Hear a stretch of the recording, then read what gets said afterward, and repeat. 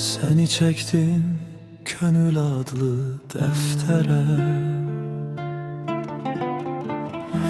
bakışından ışık düştü taleye.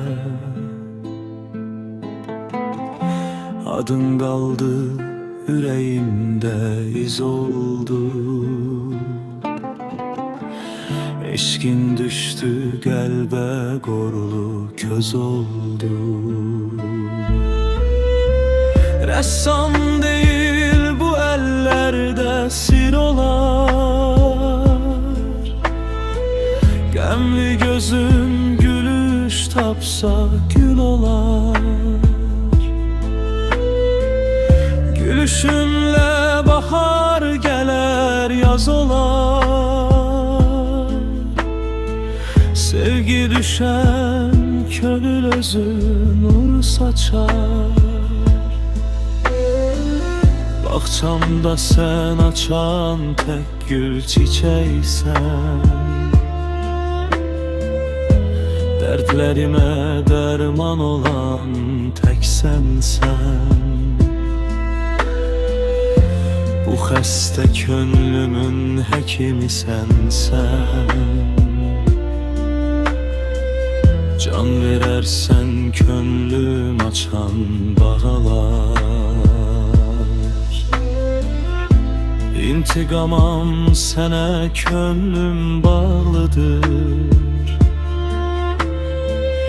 Yoxluğunda inan sinə dağlıdır. Bilirəm ətrafda xain çoxludur. İkimizi görər bu da söz olar. Rəssam deyil bu əllərdə sir olar. Gəmli gözün gülüş tapsa gül olar. Gülüşünle bahar geler yaz olar. Sevgi düşen könül özü nur saçar. Ressam değil bu ellerde sir olar. Gemli gözün gülüş tapsa gül olar. Gülüşünle bahar geler yaz olar. Sevgi düşen könül özü nur saçar.